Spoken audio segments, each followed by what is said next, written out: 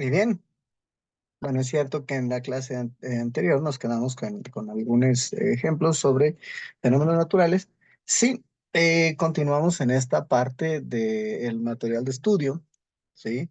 En el que estamos viendo ya algunos acomodos que podríamos, más o menos organizarnos para convertir estas partes en gráficas, ¿sí?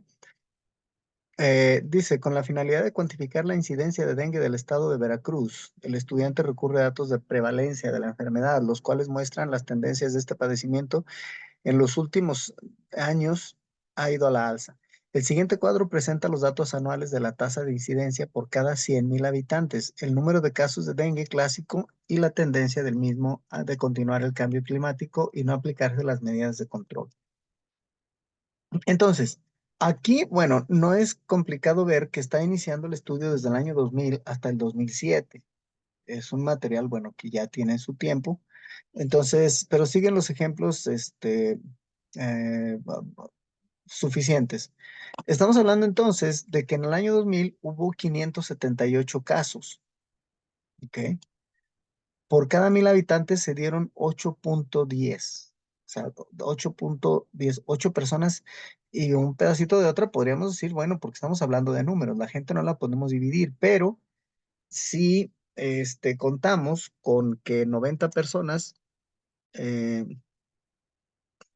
en- digamos que 100 personas o 90 personas forman otra más, entonces estaríamos hablando ya de 8 y de una más 10. Entonces, 8 personas segurísimos se infectaron en el año 2000, 8 personas de cada 10, de cada 100,000.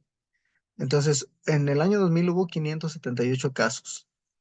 En el año 2001, 2,228. En el año 2002, 5,094. En el año 2003, 1,274. O sea, vemos cómo se van incrementando estas características tienden a duplicarse. En el 2006 bajó a 8,537, pero en el 2007 subió a 10,037. ¿Qué acciones se tomaron entonces en el 2006 para que bajara a 8,537? Sería cuestión de ver los programas que se implementaron dentro del gobierno para obtener estos resultados. Los números son, digamos, mm, un lenguaje que podemos interpretar, podemos más o menos tener una idea de lo que vamos a obtener. Y lo podríamos ver ahora sí, regresando nuevamente a nuestra presentación. Vamos a ver dónde nos quedamos. Aquí está. En este material que vamos a ver aquí, vamos a ponerlo un poquito más abajo, aquí. Si, digamos, en este año, es- vamos a verlo con una serie de números regulares, ¿sí? Por decirlo así, 15, 23, 31, 39. Entonces, de acuerdo a estos números,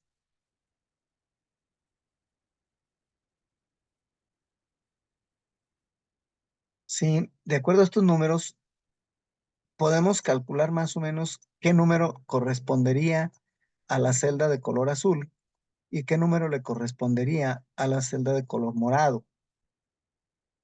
Ok, para ello, tengo entonces, bueno, voy a manejar los mismos colores así. Ahora lo voy a poner en negritas. Ok, y aquí voy a ver qué diferencia hay entre 15 y 23. Ok, si este es más grande y este es menos, bueno, voy a decir 23 menos 15.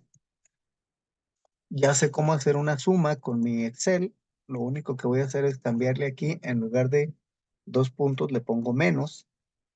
Y bueno, dice que a 15 le sumo 8 y llego a 23. Entonces, Ah, ¿qué diferencia hay entre 31 y 23?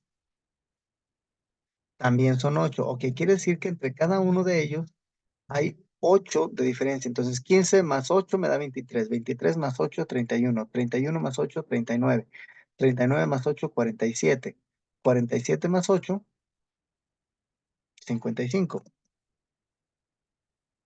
55 más 8, 63. Si nos fijamos, bueno, siguiendo esta secuencia, es fácil adivinar entonces qué números voy a obtener en estas dos casillas. ¿Ok? Si, si yo sigo arrastrando estos números hacia la derecha, aquí ya el Excel me va a dar las cantidades exactas. ¿Ok? Si hacia abajo también le sumo 8 y me da 23, hacia abajo me daría 31. Bueno, si estas casillas yo las arrastro hacia acá, automáticamente me va a dar los siguientes valores: 39, 47, 55. Y siguiendo esta tendencia, jalo yo hacia abajo. Y aquí estoy obteniendo la misma serie en cada uno: de 55 más 8, 63, de 95 más 8, 103. Todos a partir de aquí le sumo 8 hacia la derecha y estos son los resultados que me van a dar. ¿Para qué me sirve todo esto? Porque cuando yo, por ejemplo, en el 2000 calculo que hubo cierta incidencia de casos, en el 2001,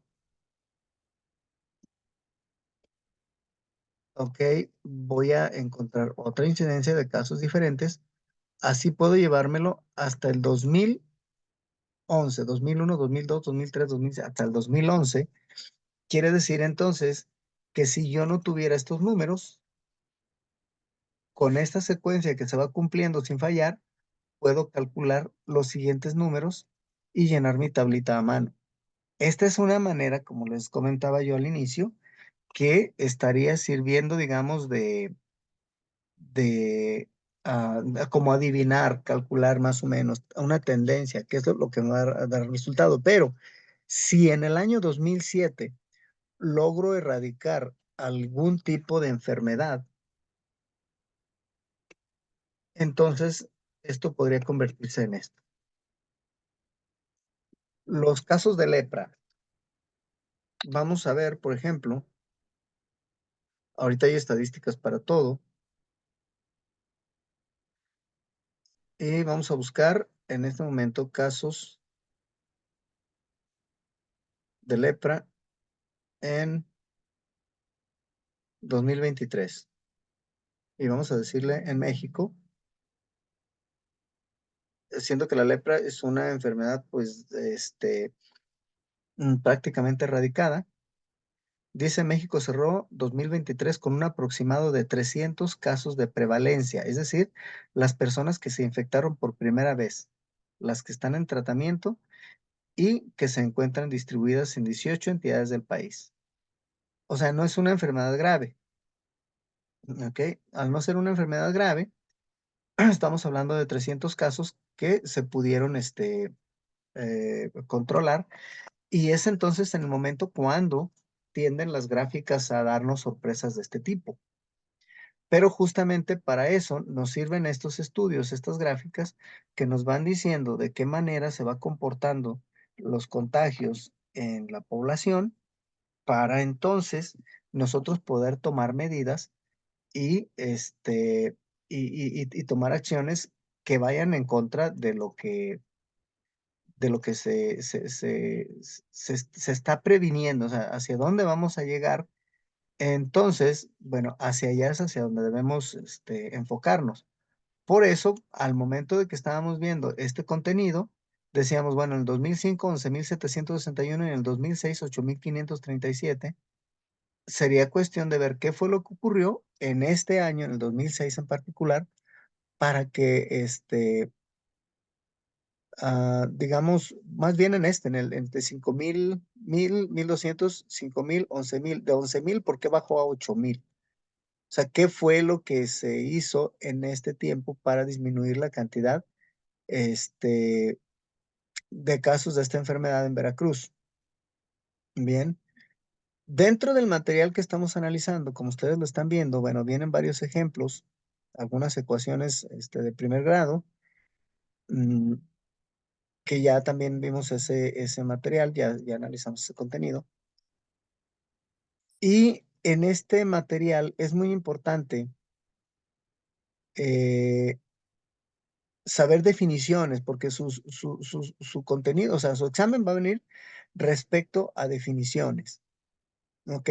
Entonces, eh, vale la pena, bueno, meterse aquí un poquito y analizar sobre todo el contenido propio de la materia. Por ejemplo, iniciaríamos, aquí ya empiezan con ejemplos, ¿sí?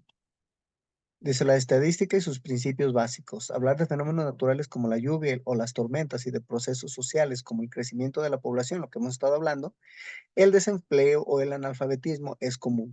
Habrás oído explicaciones y comentarios sobre ellos en los medios de comunicación de masas o entre la gente. Los medios de comunicación de masas, la televisión, el internet, los teléfonos ahorita con los medios de las medias. Dice, tal vez hayas escuchado el pronóstico del tiempo para hoy será de 23 grados centígrados, o quizá leíste en un periódico. Para el cierre de 2012 habrá más de 700,000 nuevos empleos.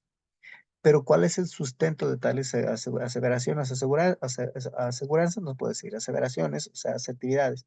¿Cómo pronosticar el comportamiento de los huracanes? Las lluvias, los temblores que afectan las comunidades. Por medio del estudio científico y las herramientas matemáticas, de manera específica mediante la estadística, ciencia matemática que se sirve de los conjuntos de datos, o sea, de los datos que almacenamos para obtener a partir de ellos conclusiones basadas en el cálculo de probabilidades. El uso de la estadística es común en diversas ciencias y situaciones cotidianas, pues permite obtener información detallada de todo tipo de variables sociales y fenómenos naturales. Y aquí dice, estos cuadritos son muy importantes, ¿ok? Estos cuadritos son bastante importantes. ¿Por qué? Porque nos sirven para ver algunas preguntas que pueden venir en el examen. Dice, la etimología del término estadística proviene de status, término latino que significa estado. El concepto se asocia desde la antigüedad con la necesidad de los estados de recopilar datos con diversos propósitos, militares, fiscales, agrícolas, entre otros. O sea, ya desde entonces veníamos utilizando este tipo de conceptos y ahorita se siguen todavía utilizando, ¿no? Obviamente ya con mayores estudios, ya con mejores recursos, ya no, ya es más exacto ahorita los cálculos que se hacen. Y viene aquí también, por ejemplo, fenómeno, manifestación material de posibles hechos naturales o sociales. Ok, estos conceptos, ahorita se los estoy poniendo yo, pero en el WhatsApp, pero es necesario que ustedes se detengan un poquito, hagan sus propias anotaciones, ¿sí?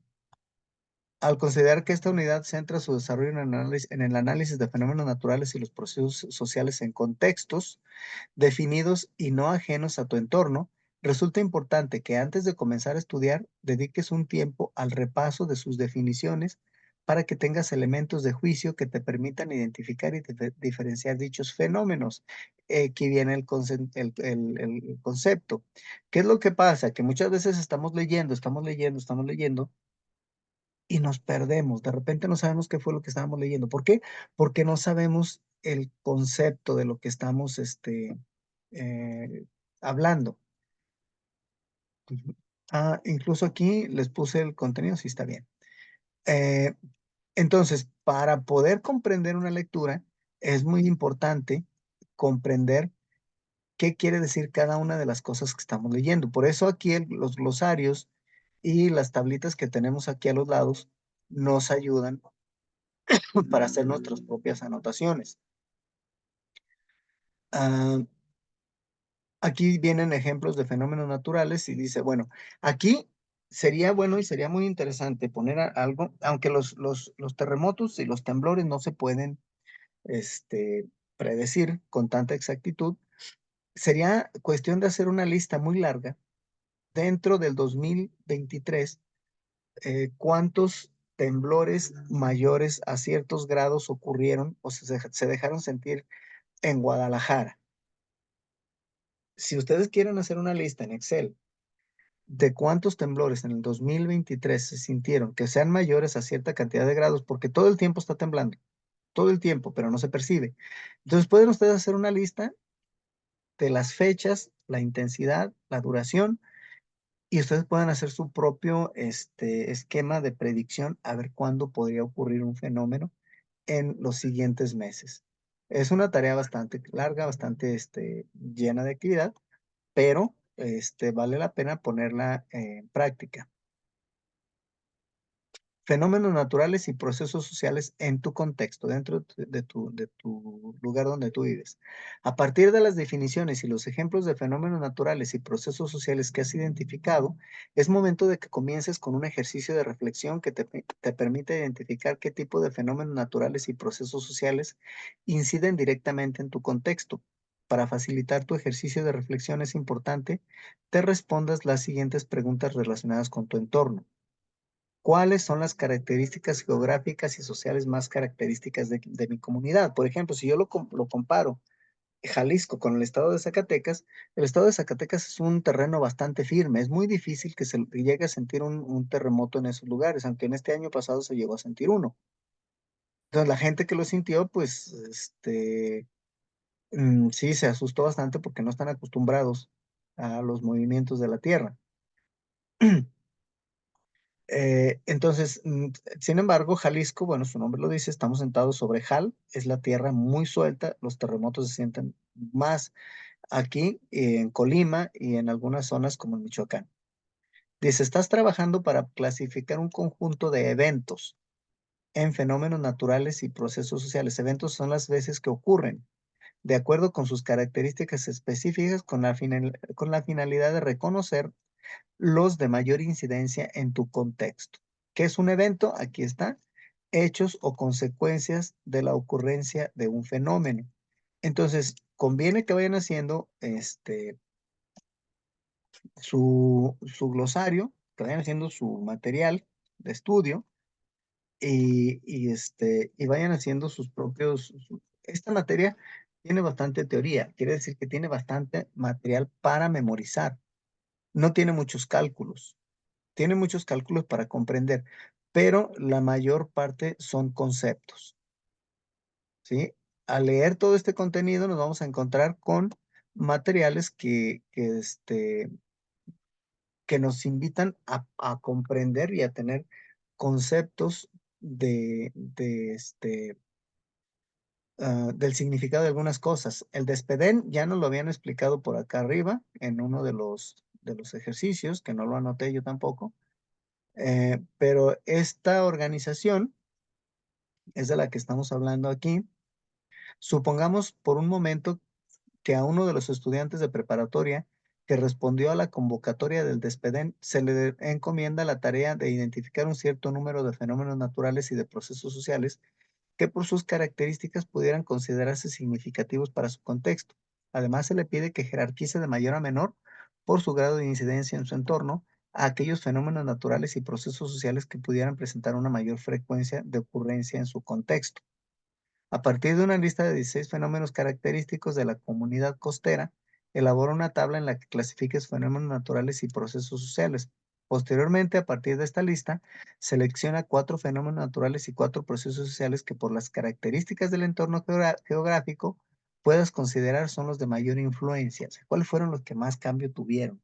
¿Cuáles de esos fenómenos naturales y procesos sociales sufrieron un cambio que valga la pena voltear a ver? Porque nos pueden estar diciendo algo, ¿sí? Entonces, ah,